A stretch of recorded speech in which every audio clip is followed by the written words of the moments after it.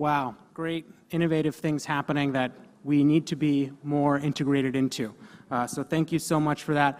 It's a great pleasure to welcome our next panel, and to open up the panel, I'm going to introduce Nii Quartelai-Cordy.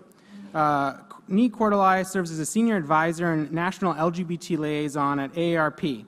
He serves as a strategic advisor to the Senior Vice President of Multicultural Leadership, as well as more than 24 business units across the enterprise. And Nii and I are actually Google Next Gen Policy Fellows, so it's always great to cross-pollinate in these efforts. So thanks so much, Nii, and welcome.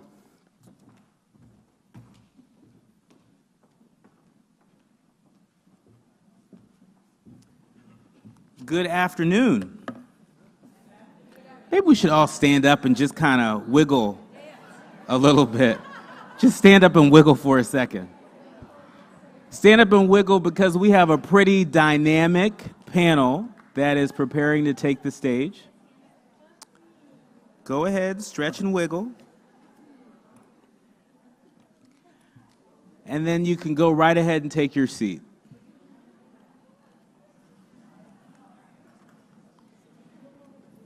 As Jason just mentioned, I have the good fortune of serving as our senior advisor and national LGBT liaison at AARP. And simply put, I consider myself a professional do-gooder. And I have a feeling that I'm in a room full of professional do-gooders. Also, like so many of you, I'm sure you're holding in your heart perhaps a relative or a loved one that courageously fought against Alzheimer's or some other chronic disease. I have a feeling that there are folks in the room that may be thinking about a caregiver that they had once upon a time, or the care that they've offered to someone else. I know I'm thinking about my Aunt Slim. Her government name was Mary Blair, but we affectionately called her Aunt Slim. And Aunt Slim courageously fought Alzheimer's for about 10 years before she passed. And I remember acutely the toll that that took on my aunt, and how everyone in the family had to pitch in some way, shape, or form to show up for Aunt Slim the way that she showed up for so many of our family members over the years. I'm also thinking about my Uncle Ernest, who about a month ago had a massive heart attack while mowing the lawn. Uncle Ernest spent some time in the hospital, spent some time in long-term care. Uncle Ernest is back at home. But in the process, we learned that Uncle Ernest also has lung cancer. So Uncle Ernest's story is no different from a lot of stories in the room. We're on the journey, on the caregiving journey, you discover the fullness of what your loved one needs from you. Listening, learning, cross-pollinating, that's an important part of being a caregiver, just as it's an important part of the work that we do at AARP. We have offices in all 50 states and territories, and I'm sure many of you in the room are familiar with our commitment to caregiving enterprise-wide, and the connective tissue between our caregiving work on a community, state, and national level. It's our research work, it's our programmatic work, it's our thought leadership work, it's our policy work, and it's evident in policy wins like the one we just had on the Hill in the U.S. Senate, where we unanimously won a vote for the RAISE Act to provide a $3,000 tax credit to family caregivers. We're really proud about that. We're really proud of the work that we've done to pass the CARE Act. We passed the CARE Act in now 39 states in the District of Columbia. And now we're beginning to think about what does implementation look like and who needs to be at the table. In terms of our research work, some of you might be familiar with the male caregiver report that sheds some light on some of the unique challenges that male caregivers have through a Hispanic Latino lens, through an African American lens, through an LGBT lens. We're really proud of that. And then the development of resources and materials, both in culture and in language. You know, we have materials in Spanish, in Chinese, and in culture with the recent release of our LGBT Prepare to Care Guide. If we are working collectively to really be as successful as we can at raising awareness and connecting to communities and strengthening our organizational readiness to serve our communities in their fullness, then we've got to be alert to the real possibilities that are available to us through a multicultural lens. And so with that, as we begin to transition to the panel, I just want to thank the Us Against Alzheimer's organization for inviting AARP to be a part of this conversation. Thank you to Jason for your leadership. And with that, I want to invite another incredible leader to the stage, Meryl Comer. How many of you are familiar with Meryl Comer? I've heard so many good things, and obviously, you know, I'm not the only one in the room. I won't bore you with her incredible bio, but I'll just let the folks that may be less familiar know that she's president and CEO of the Jeffrey Bean Foundation Alzheimer's Initiative, which promotes early diagnosis, virtual innovation challenges, mHealth technologies, and national public service campaigns. She is co-founder of Women Against Alzheimer's, and she's the founding partner of the Global Alliance for Women's Brain Health. She is also a family caregiver, I believe 20 years, for the past 20 years, 22 years. She's been an incredible family caregiver, and so she brings all of those lenses and more to this conversation as our moderator. Please welcome Meryl Comer.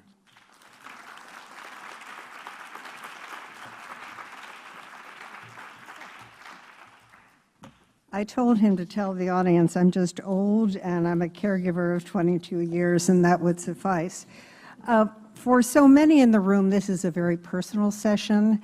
I would like everyone who has ever taken care of anyone, irrespective of the disease, to stand up.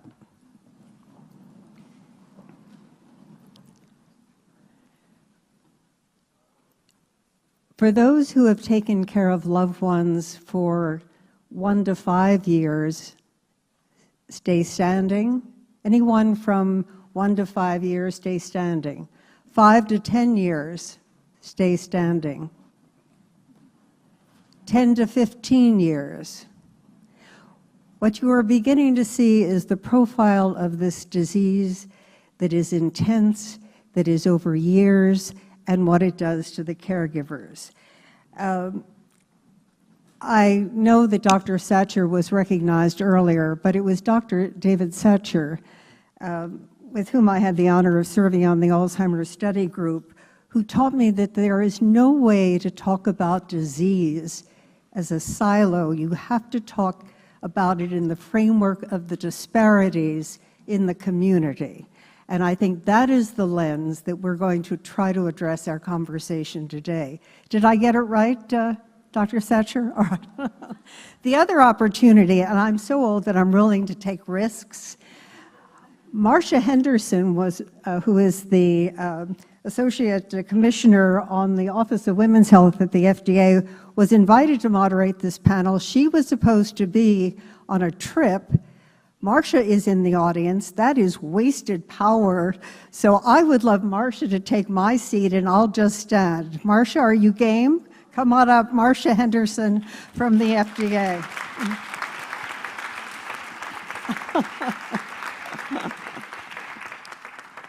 We're going to introduce each of our panelists in various ways. Lisette Carbajal, introduce yourself in terms of what you do professionally, because we have a video of your story. Yes, of course. Hi, everyone. My name is Lisette Carbajal. I work at the Virginia Department for Aging and Rehabilitative Services. Today, I'm here as a Alzheimer's advocate and caregiver for my father, Jose Carbajal. Now let's see Lisette's story.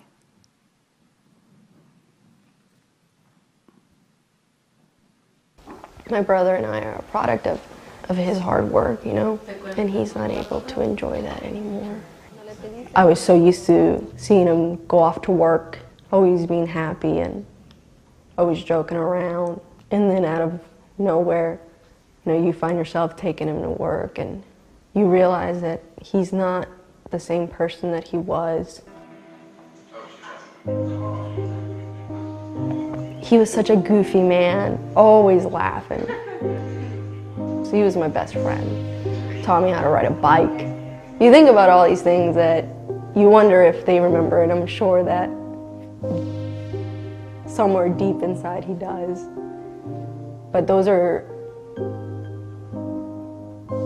the memories that consistently replay in my head when, I find myself helping him go to the bathroom or putting him to bed. Life would have been so much different if he wasn't diagnosed with Alzheimer's. One of the reasons why I'm so vocal about my dad's disease and so willing to open up about it is because I hope that no one has to go through this. No. Lizette, let me just ask you, when did you learn of the diagnosis of your father? Where were you in your own life? So when I first learned about my father's diagnosis, I was at the University of Virginia. I had just transferred in. I was a junior, and I was in my dorm. My dad had been showing symptoms of Alzheimer's way before that, high school actually. And I think it took us a while to finally come to terms that maybe he should see a neurologist. Things were just not getting better. It was not simply depression. And so when I got the call when I was in my dorm, my mom was in tears, and she said, it's Alzheimer's. And even after the diagnosis, it took my mom years to come to terms with it. But yeah, I broke down, and my mentality of what am I going to do next after I graduate college quickly shifted to how am I going to care for my parents. Thank you. Also joining us is Brian Van Buren. He resides in Charlotte, North Carolina. First diagnosed with early onset Alzheimer's in 2015, he immediately came out to give the face of an African-American male living with the disease. Brian, you were very brave to come out. Tell us that you were recently re-diagnosed. Would you give us that part of your story? Sure. Well, first of all, I've come out twice. Once as a gay man in 1972. This is my second coming out. So you're used to coming out, right? I'm used to coming out, but yes. To give you a little bit of background on the story, I was an international flight attendant for United Airlines, and I was doing a flight from Washington, D.C. to Brazil, and I suffered a heart attack on the airplane, 30,000 feet up in the air. Luckily, and God has a strange sense of humor, there were two doctors on board who just happened to be cardiologists. We made an emergency landing in San Juan, Puerto Rico, and they put me in the hospital for 2 weeks there. When I get out, I saw a, I saw a doctor because I was having memory problems. I saw a neurologist, and they suggested that perhaps I should have bariatric surgery because I'm high risk, type 2 diabetes, high blood pressure, high cholesterol, sleep apnea, obesity, and unfortunately, the statistics for Afro-Americans are what they are because of we have the highest risk in terms of those health issues. So I went to get the procedure done, and during the psychological profile, I failed miserably my cognitive testing. I couldn't even draw a clock at 11:45. So they said, you really need to go see someone specialist. So I went, I had a MRI done, and they determined that I'm third generation of Alzheimer's in the family. So they just decided that, given my symptoms and everything, that I had Alzheimer's. My insurance company, Aetna, would not pay for a PET scan because they said that, number one, it cost too much, and two, because I had such a history in the family, it was a waste of money. So, hold that angst. We're going to get back to that, trust me. Hold that angst, and let me introduce some of our other guests. Kamaria Moore Hollis, Tell us just a little about your story, and we're going to show your video as well. Sure. So my name is Kamaria Morales. I am here as a caregiver for my mother, who was diagnosed with early onset Alzheimer's. Professionally, I work for the Department of Transitional Assistance in Massachusetts. I manage programs for low-income folks looking to kind of get back into the workforce. So I have a lot of experience managing these different networks in my personal life, which came in handy, but also did not come in handy when we kind of tried to navigate this diagnosis. So let's take a look at Kamaria's story.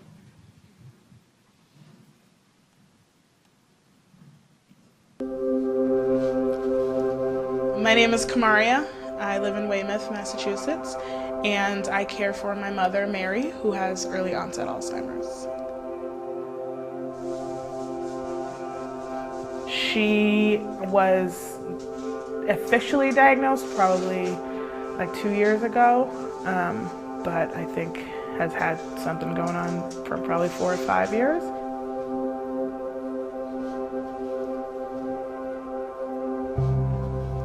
I'm 30. Just bought this house in March. And I am engaged. So that's very exciting. Other than, I mean, those are two pretty big things. I'm just, dealing with those things. I would love to have kids, but I do wonder how it would be to kind of care for children and then also care for my mom. You figure stuff out when you're presented with it, when you have no other choice but to figure it out. So that's kind of the way that I look at it. I'll figure it out when it happens.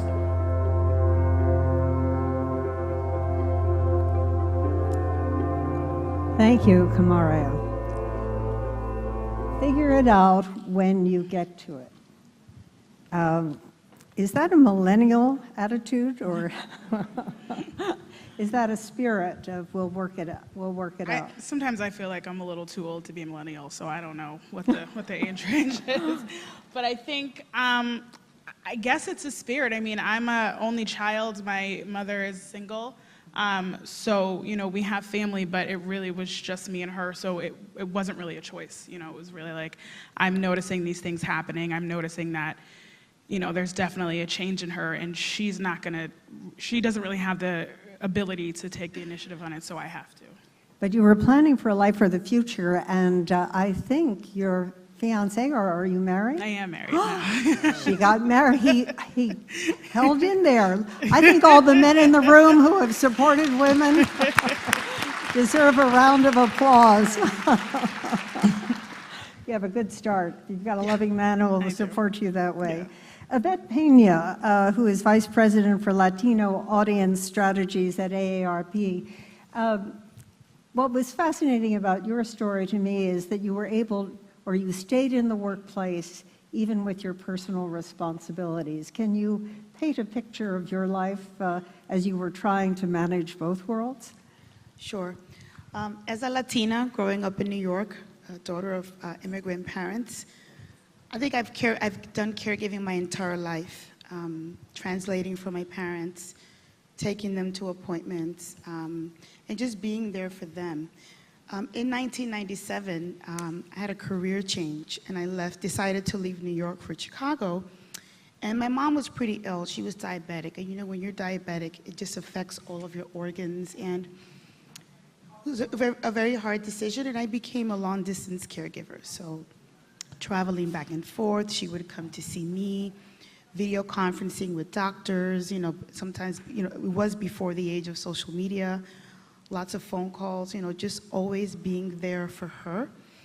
And also, something dynamic in my life too is I have 2 aunts with Alzheimer's. And so I have provided support to my cousins with both aunts. So sometimes I go back and forth to relieve them because they also deserve to have fun, to travel, and to do things. So I think I've been a caregiver, I think since the last time I remember. Right now my mom is diabetic. She's not in good condition, and we think she's going through some early onsets of dementia, so it's very difficult. So even though I've pursued my career, I'm blessed to work for an organization such as AARP that lets me do outreach in all of these different areas, especially in caregiving. You know, I'm on a mission to just partner with organizations like Us Against Alzheimer's, do as much as we can, like Nicole I mentioned, to be an advocate for caregiving and really help people and let them know that there are resources. Because when I started in my quest, I didn't know of all the resources that there were. I mean, thank God I had a pipeline of family members and good neighbors that could help me and still help me. But really finding out the resources that are out there, I think it's so key for everyone, especially in the area of Alzheimer's. We have to recognize that Alzheimer's is one of the biggest women's issues since breast cancer. We outlive men statistically. We're more prone to get it, and we're 2/3 the caregivers. And if it's on the maternal side, your risk increases. So we're beginning to understand some of these sex-based differences. Marcia, besides that important title, you have been a caregiver in your family. Give us a perspective on how you've moved what you've learned by the bedside into your role at the FDA. Well, thank you, Meryl, for giving me this opportunity that I did not anticipate. But I love her, it's okay. You know, I've been in public health for over 30 years, and I thought I knew a lot about public health because I've read all about it. I've read the research, but it's nothing like living it. And I remember my stepmother had Alzheimer's. At the same time, I had a mother-in-law who had had a massive stroke and who was bedridden, had to be turned every 2 hours and was in the home. And then I had a 90-plus-year-old father who was thriving. And my thriving father needed help with his wife. And I didn't realize it until one day they came over, and my husband had laid his dry cleaning plastic bag on the sofa. And my stepmother said, "Oh, what an interesting suitcase." And I turned and I realized this is clearly not a suitcase. And I looked at my father, and he gave me one of those knowing looks like, "Now you know." And from that moment on, I became a support to my father, who had been masking and trying to control the situation for quite some time.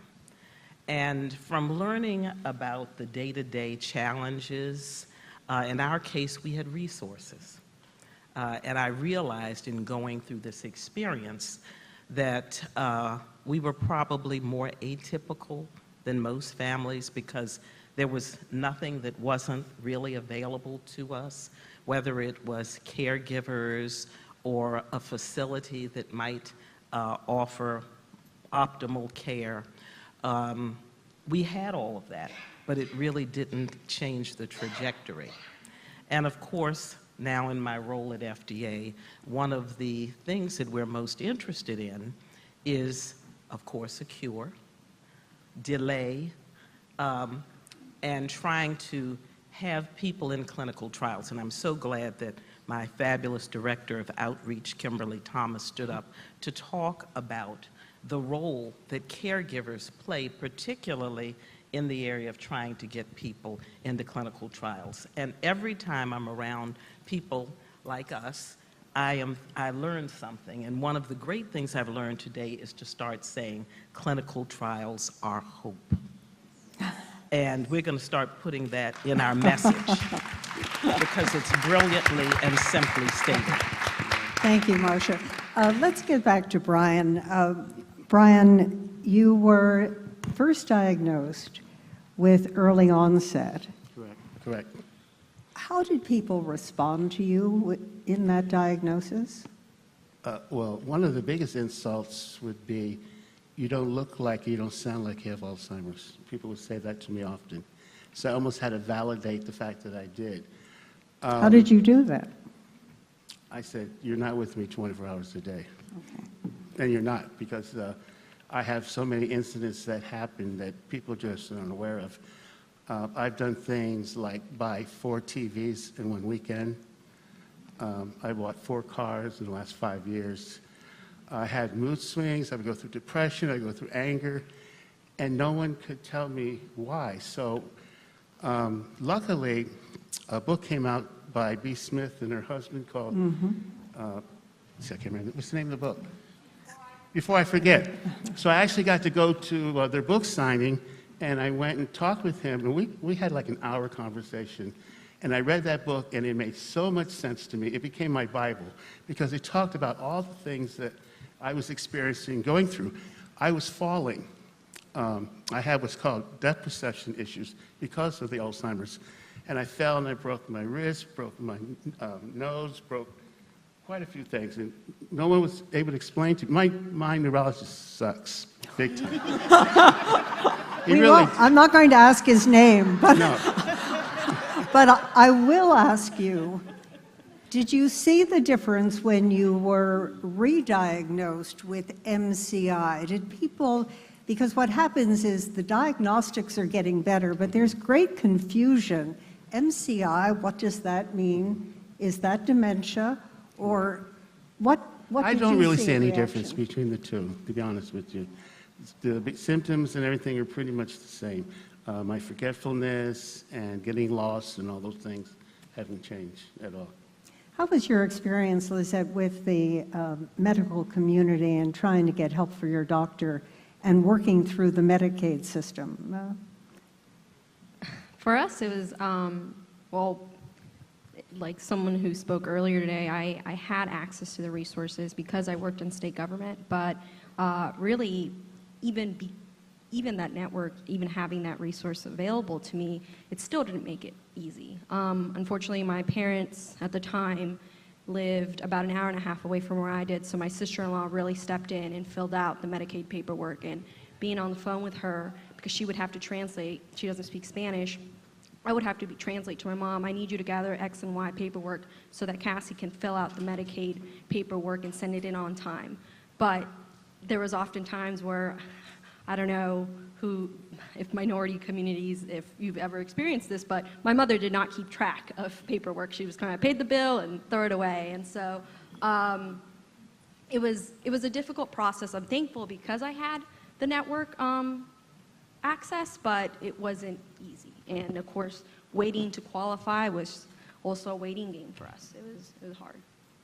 Let's take a polling question. You'll get out your phones, because we live in a space where we're moving many times from crisis to crisis, or trying to make decisions, respecting our loved ones. But let's take a look at this question. What was the hardest care decision that was delayed because you were uncertain about your options? So you can, by the way, out of respect, and thank you, Michael, for the sensitivity training, just raise your hand, we'll go through them.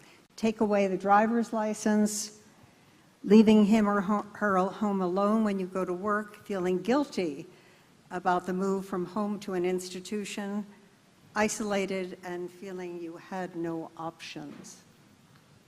Can the panel, Kamaria, pick one of those, and which one do you relate to as a hot spot for you? None of those actually were my hot button, Okay. because my mother never had a driver's license, so that was kind of a bonus for us. But taking away her access to her own finances was the biggest one for us. And same with the bills. I mean, my mother paid everything in cash. She didn't trust banks. She'd keep money in the freezers before she had a diagnosis. So, kind of, like, first of all, just figuring out what she had. She worked for Boston Medical Center for 30 years, so I knew that she had access to some benefits, but she didn't. So just taking the time to go to the hospital, to sit with their HR office and figure out what she had, and then figuring out her benefits, and then putting them in an account, and, letting her know that I had to give her an allowance, and, she has never been very good with her money, and I'm very frugal with my money, so kind of, that push and pull. Well, I want this Coach bag. Well, you can't have that Coach bag. So just like really, being the parent in the situation and not allowing her to kind of spend her money however she wanted was probably the hardest part for us. Let's just take a look. 30% leaving them home alone while you work. That is a dynamic for women. I was forced to leave my career at 48 years of age because no one wanted my husband.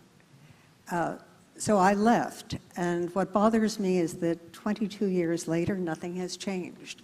Average age of the caregiver, 49 years of age, being forced to make that kind of decision. So that brings out the feminist in me, Yvette, and I want to fight, but that balance between those kinds of decisions, leaving them at home while you work, are you ever present at work when you're taking care of a loved one with dementia at home? Yeah, my mom is always on my mind. I mean, even when I lived in New York and I didn't live with her, I would feel guilty. You know, why did I move out? Why don't I live with her? Even now, I mean, I actually chose this job at AARP because it gets me closer to New York. I was in Chicago and Colorado. I felt it was too far, but now I'm really close. So it never goes away. My mom is always on my mind, and then how I can also help my family. So the distance and having her without me, I mean, it's always on my mind. It never goes away. And remember, back then when I left, there was no FaceTime. So it wasn't like I could see her and talk to her. So it's always on my mind. I mean, you have to find the balance. But I know that there's going to come a time when I'm going to have to go there, spend time and figure out what we're going to do, because now she has trouble climbing up, 2 flights of stairs in the brownstone where she lives. So I know that there's going to come a time where it's not even going to be a question. I have to take a leave of absence, and thank God I work for the kind of organization that I do, that it's just going to be imminent. So what about the issue of non-paid leave? What are the issues, Lisette, that scream at you with regard to how employers treat employees who are trying to manage issues like this? So with the experience with my mother, we live on the outer skirts of Northern Virginia. I guess you would kind of say it's the countryside. It's a low Latino population, and my mom is a deli clerk at a local grocery store. My mom's been working there for 12 years, and as my dad's disease progressed, Mom had to either call in sick or request some time off, because at the time we did not have access to Medicaid, therefore we did not have a nurse coming in or a CNA coming in and helping my father.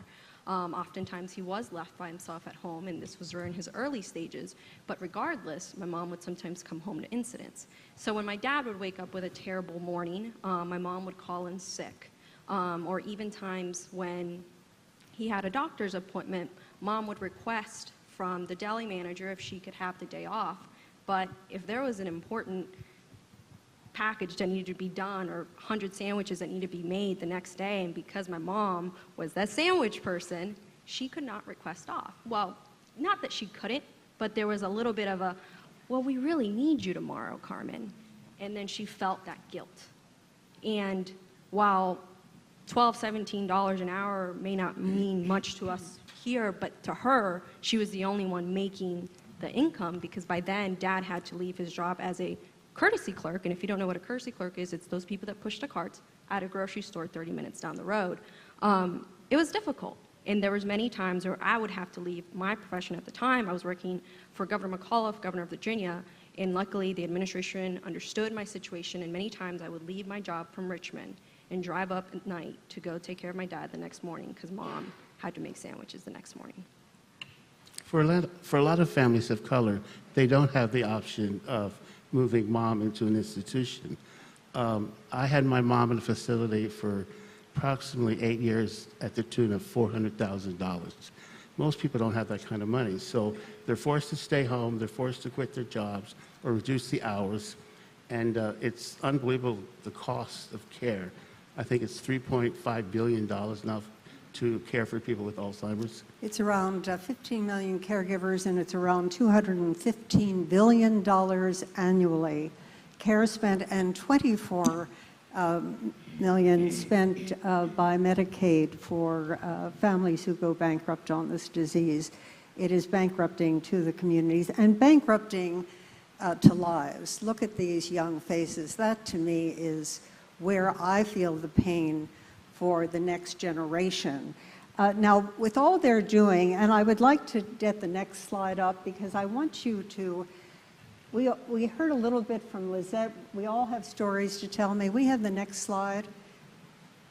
It will begin to show all the things we do for our loved ones that we never talk about We just do them because that's what you do for a loved one. These are the roles. Now, how do we begin to have a conversation with you about raising your hand to be the advocate for a loved one and engage them in a clinical trial? Have you ever considered, or is your mother eligible for a clinical trial? We have participated in a clinical trial, actually a couple. A clinical trial is how she was able to get a PET scan because insurance would not cover it. So she was able to get a PET scan that way. And that was through, we had learned of the provider who was giving the clinical trial through the Alzheimer's Association. We had to end one of those clinical trials because the medicine was found to not be healthy, and everybody had to stop it immediately. The second one that we... Stop there for a moment, because we began to have that discussion earlier. When it stopped, when the trial stopped, what happened to the interface between you and the researchers? So they called to let us know that we had to stop taking the medicine immediately, but also offered us another clinical trial that we could participate in with different medication. But I will say that I often felt like I didn't know what was happening, really. I mean, I understood that she was to take certain medicines every day, but there was never like a result or an explanation, or, you know, even in the telenovela where they showed the scene, you know, sitting down, you have Alzheimer's. You know, that was never our experience. It was kind of just like meeting with doctors, and then somebody probably mentioned it pretty quickly and then put her on another medication, and that. So you didn't feel like you were a partner in any way in the process? Really. What was happening? No, sometimes I often felt like I was just, I was there to feed their need for research, which is great, but not necessarily helpful to my situation and my family. Anyone else have that experience or have that feeling in their communities? I mean, we're trying to break down stigmas. Marcia, how do you respond to that? Well, I absolutely had that personal experience with my stepmother. And you know, my husband and I, my father, were more sophisticated than many, and I'm very much a proponent of clinical trials. So I, you know, sought the opportunity for my stepmother for a trial. We went to a major medical facility here in the district, and I noted, of course, that it wasn't on any transportation line. So unlike myself or my father, who could drive there very conveniently, pay for the parking, etc., it wasn't really very accessible.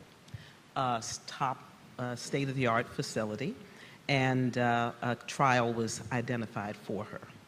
I reviewed it with some colleagues at the FDA, and we concluded it really was not going to be that helpful to her.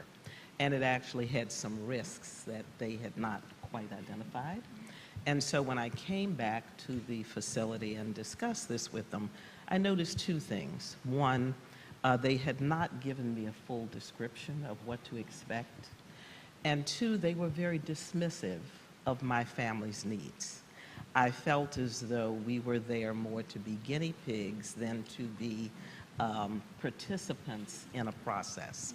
And the bottom line is, I met the head of the department at a fundraising dinner. And I mentioned this to him to say, I never saw anyone that looked like my family there, even though we had gone many, many times. I mentioned my experience, and he said, we don't do social work. So I think that what people communicate is not, you know, there are programs that are wonderful. People are very caring, but don't assume that because of the name of the institution that is real. I also noticed he had no physicians or nurses that were African American or appeared to be Latina.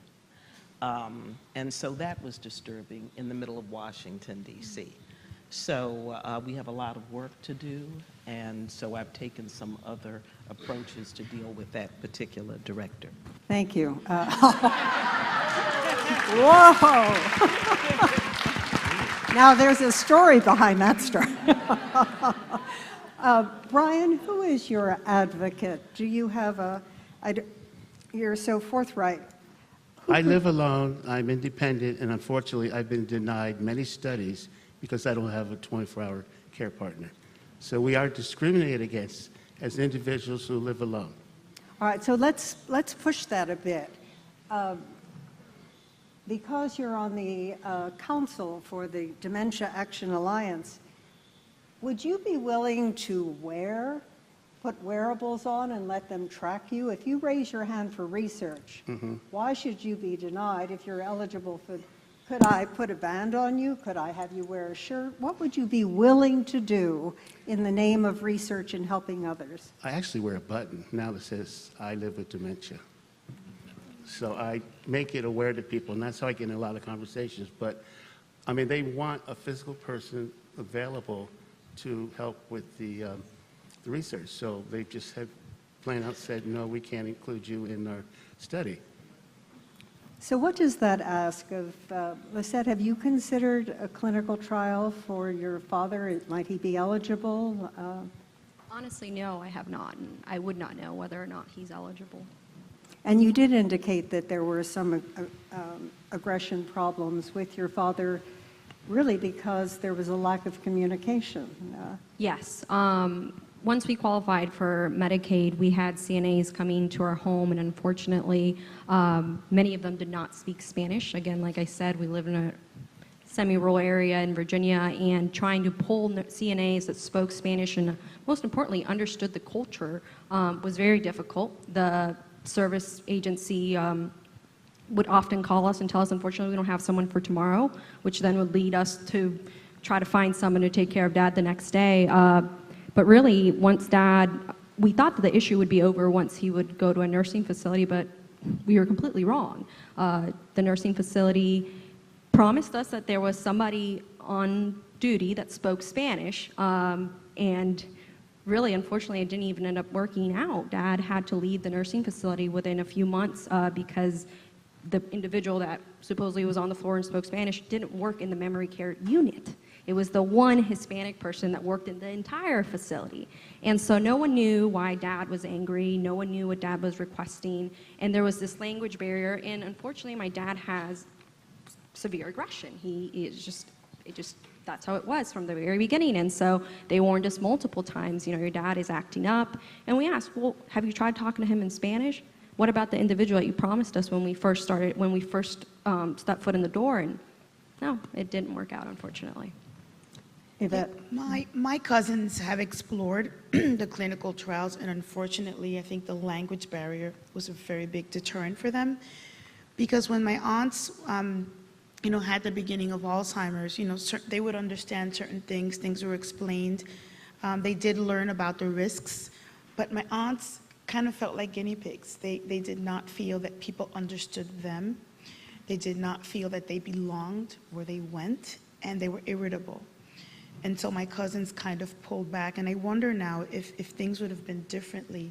Now their Alzheimer's is pretty advanced. What could have happened at that time with more information, with more knowledge, with more people that look like them? So I think this is a big issue for people of color, all of us that are advocates out there. Your story is so real.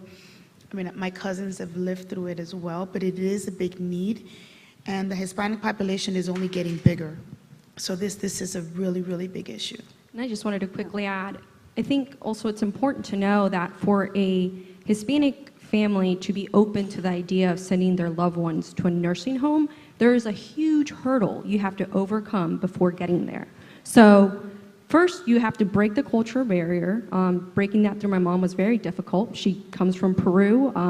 Fortunately, did not have a high quality education, either did my father, so they know what they know. And so once we broke that barrier and kind of asking her to trust the system, and then to some extent the system failed us, is so much harder now to try to get my mom back into trusting sending my dad to another nursing facility. I'd be afraid to ask you, but when people say you need to take care of yourself, and what about respite? Do you just, you're smiling. Sorry. Do you say, thank you very much, and what's missing in that? I will say that I'm in a, pretty lucky, as much as you can use that word, situation. My mother is still pretty high functioning. She does live alone, but she lives in the home that I grew up with. It's a 3-family house. Our family lives on the 2nd floor, so they're kind of there most of the time. but I handle kind of logistics and all that other stuff. The respite, for me at least, is I can handle all the logistics. I can handle the doctor's appointments. I can handle all of that stuff. It's the social and emotional support for her that's the hardest for me. Just spending time with her and just kind of being around her is the hardest part for me. So the respite for me is when my family handles that, and they, take her to church. They're, very involved in the church, and they bring her with them. Wherever they go, they kind of bring her along with them, and that's really been the hugest source of respite for me. Your source of strength, Yvette, where does it come from? Is it faith? What is sustaining for you in this journey? It's my mom. I mean, my mom is like my hero. Single mom in New York, raised 2 kids. It's like, she was my rock, she still is, and it's like this strength. And when I think about her, I just see strength and love, because it's really what she gave me, and that's why I feel like this obligation,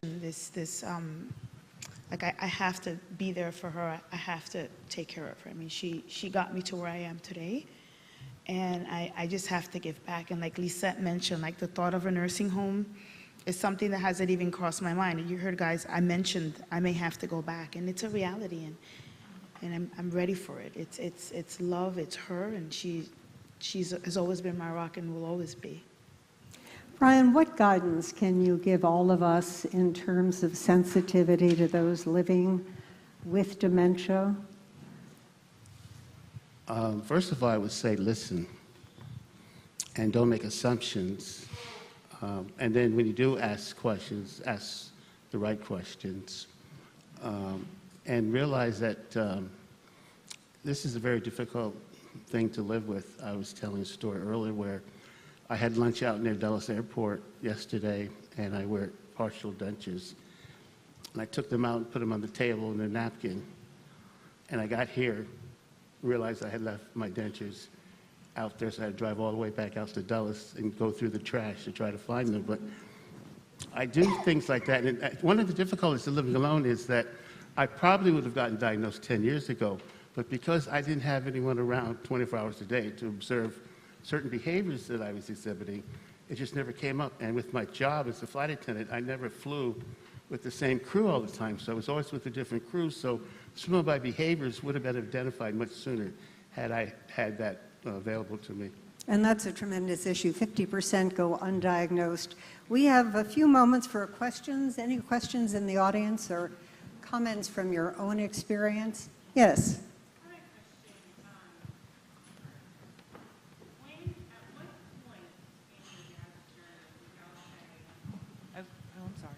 At what point in your journey did you say to your mom, it's time for us to make that decision for placement into a nursing facility? Because that's, my dad is early onset as well. And so, he has behaviors, he has, certain behaviors. And so, as a daughter, we worry, will he become violent? Will he hurt my mother? Things like that. So when at that point did you have that conversation? Who had that conversation with your mother to make that decision for placement?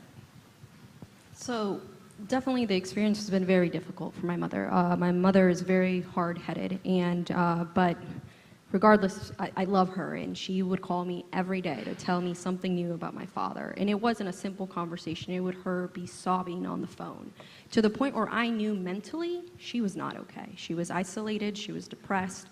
And every day I would talk to her, and then we had this large incident, which I won't get into graphic detail, but it got really bad. And Mom said, I can't do this anymore. And she had said that so many times, and many times it was just hard for me to believe, because I knew that the next day she was going to wake up and say, I'm fine. He had a good day today. We're great. Glad you're having a good day too. Bye. But eventually it was really, and it's sad. It had something big had to happen for her to finally just snap. And I also had to literally tell her every day that she was not okay. She wasn't eating. She barely went to the grocery store. If she did, it was just enough to feed my father. She barely ate. She barely slept. So yeah, it was but it wasn't easy. It took years. She took care of him for at least almost 6 years, and Dad's been on has had Alzheimer's for about 7. I think we all see the situation where we push through as caregivers and we keep going because we don't see options. And you get your strength. I think most of us in this audience have probably surprised ourselves at how strong we end up being, and we never thought we were that strong. It's just what is handed to us. I'd like to sort of wrap up with one more question, because you're living the journey, and you're very close to it, which makes you very attuned to the disease itself. So let's do this next question. So knowing what you know, one thing concerns you most about getting Alzheimer's disease? Potential loss of dignity, no treatments or cures, becoming a burden to your family, having no one to take care of you. What would be your answer, Lizette? I would say 2, no treatments or cure, and becoming a burden to my family. I'm engaged, and I think about what my children might have to go through. God forbid I get diagnosed with Alzheimer's, and seeing what I had to go through for my father as a first generation, I would hate to see my family, and I think by then we might be more prepared. My parents weren't, but I would hate for them to go through that grief and that stress when really they should be worried about what their future is going to be, what their career looks like, what they're interested in studying. And while I had that to some extent, I also in the back of my mind always had my father in my mind. So yeah. I think I would second everything Lizette said. I think definitely B, but also C. I think when you are a caregiver, a lot of times we just naturally are caregivers to all people in our lives, whether or not they have any kind of diagnosis, we just kind of take care of them. And it really concerns me to not be able to play that role for the people in my life. So I think those are definitely the biggest concerns for me as well. Yvette? I think the first one for me is the treatment or cure. I know that we're working hard toward it, but that's always on my mind. And I think the first one, because I've been so independent at such a young age in my life, loss of dignity and independence, but it's not in a selfish way. It's because I know I won't be able to give back to those that I give back to, friends and family, in whatever capacity they would need me in. Brian? I worry about having no one to take care of me. I've been a caregiver my whole life. During the AIDS epidemic, I took care of 2 partners who died of AIDS, and I find myself now in a situation where I have no one to take care of me. So it worries me a lot. When you have a bigger family, you can join. We'll all take care of you. Okay. Marcia? I would say all of them except no treatment or cures, because I believe that there will be. And there will be supports like the ones George mentioned that will allow us to function even with some level of infirmity. And I have to end by saying I'm in a clinical trial. I have glaucoma, and so there are wonderful clinical trials with caring, brilliant scientists. And I know that what we are doing across the nation and internationally will at some point result in that hope that we all want, and it's in those clinical trials. And I would like all the former caregivers who have become advocates, because there's something about this disease that doesn't leave you alone. You have to change something for the next family or the next generation to stand up, so we can honor them as well.